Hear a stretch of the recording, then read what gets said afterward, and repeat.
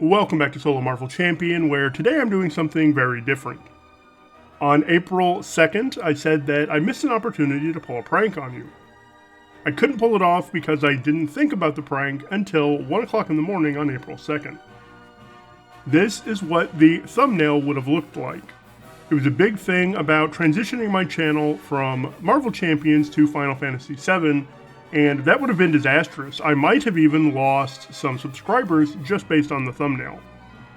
So I decided what I would do instead is go ahead and do the video I had planned to do, but look at it from the perspective of how Final Fantasy VII reminds me of Marvel Champions, and the opposite, how one particular campaign reminds me of Final Fantasy VII. So here's the thumbnail for this video. Let's go ahead and get into it. Alright, I'm doing something very different today. This is Final Fantasy VII and how it reminds me of Marvel Champions. Now, if you noticed on that loading screen, my level is 75, and that's important later. I'll talk about it when we get there. But what I'm going to do with this video, this is the final descent to the final 3 bosses. And I want to say how these bosses relate to Marvel Champions, at least for me. So right now there's a little bit of banter back and forth. He's saying he's going to go by himself. They're like, no, you can't do that. Finally they say, okay, or he says, okay, I'll take a party with me. And then we start. Now this very first stretch, as you're descending, I relate this to Hela, because you're going deeper into the earth and you have a series of quote-unquote minions to deal with. So while you're dealing with those minions, those are just like the minions in Hela that you have to defeat before you can defeat Hela. So we're going to do this, we're going to beat these guys, and then we're going to get down to Genova, who is the first of 3 bosses in a boss rush. Now, next time it happens, I'll point out, and I hate this, I always get stuck on this piece of rock with the analog stick. It's so dumb. But Cloud did something there with some healing, and I'll explain that the next time it happens. And here I'm using his limit because I want it used up. I don't want to use that on Genova.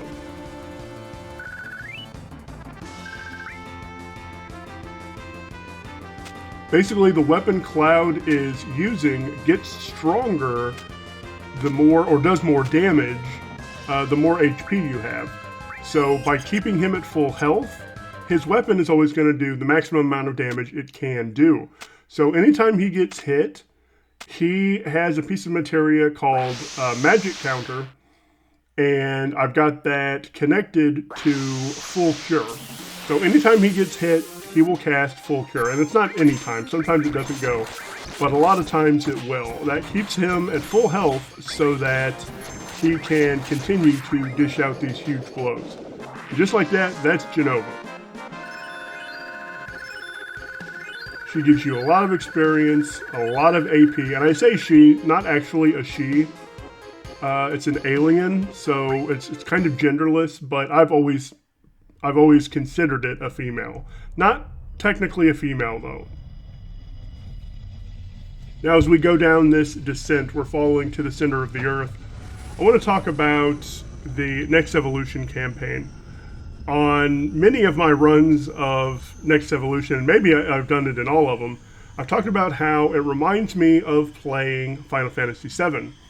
I've played Final Fantasy VII so many times that I know exactly where I'm going to grind, I know exactly where I'm going to pick up items, which ones I have to steal, and later, which ones I have to morph to get. And that's a lot like Next Evolution to me when I'm choosing which of the side schemes that are going to give me the environments I want to progress through the story. So it feels a lot like doing a run of Final Fantasy VII. Now, I do Final Fantasy VII every single month. Once a month, I'll start a new game of Final Fantasy VII and play through the end. Typically, it takes me about 13 to 14 hours. I can get that time down to 12 and a half. If you noticed on the loading screen for this file, though, it was like 15 hours and 12 minutes, something like that. In this run, I did some experimenting that probably paid off, but it added about an hour to the runtime. So while I think it was good what I did, I don't think it was 100% necessary, because I can still go down here and wreck face. Now this part actually reminds me a little bit of the Dream Eaters campaign in Arkham Horror, because you have to build two investigators, one for the waking side and one for the dreaming side. And that's just like here where I split into two parties. Unlike that, though, I'm never going to use that second party here. I'm going to crush Bizarro Sephiroth with my first party. And I do want to say Bizarro Sephiroth is mistranslated. It should be Rebirth Sephiroth, is what his name should have been. Also, you just saw him heal. I equate this version of Sephiroth to Sabertooth because of that healing. The first time I got to this point as an adult, I was super excited. I was overconfident in my build and thought I was just going to come down here and wreck face. And that did not happen because I couldn't outpace his healing. So I learned from that, and now I can go down and wreck face every time I face him. One thing that angers me, I shouldn't say it angers me, it's just a game, but Cloud and Sid both have 4x cut on them right now. So they do 4 slashes when they hit, but it's random what they hit. And I hate it when 3 of those hits hit the core and only do 0 damage, while only the 4th one actually hits Sephiroth. Alright, now we are in Safer Sephiroth, also mistranslated. It should have been Seraph Sephiroth.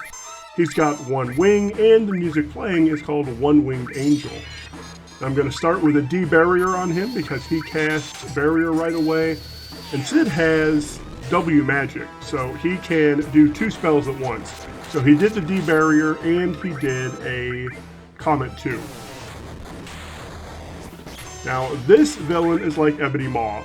He throws a lot of magic at you, but like Hulk did in that video, if you smash him quick and hard, you defeat him with no problem. And earlier I mentioned the level 75 on my characters was important. It's important because of this battle. If you go into this battle at level 99, he has like 400,000 HP, which is way, way more than he had right now.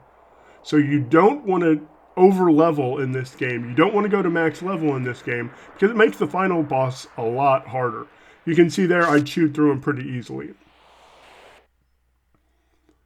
We're coming up on the last little bit before the game actually ends. And I'm going to do something that speedrunners do not do. Here I'm floating. Basically, this is happening in his mind, I believe, because he's not actually floating through the core here. But what's going to happen when I get to the end is my limit will start to charge really quickly. And once it does, I'm going to turn off this 3x speed and show you how long the animation takes when I do the Omni/Slash limit break. The reason speedrunners don't do that is because it takes a long time and the game doesn't technically end until Sephiroth fades out.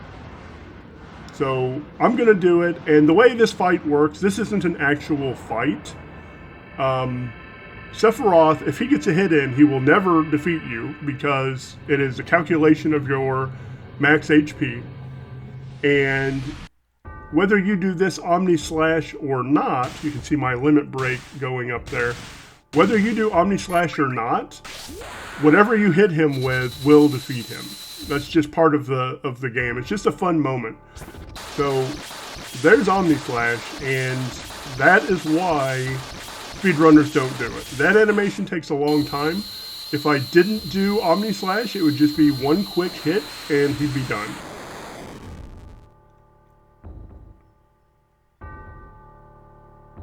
And then the game will end as soon as he fades out.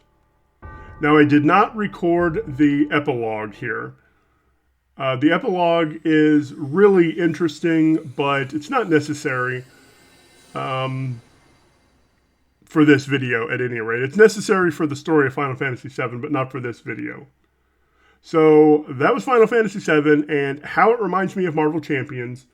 Let me know in the comments what you thought. Let me know if there's a video game you play that kind of reminds you of Marvel Champions. Thank you so much for watching, and I hope you have a marvelous day.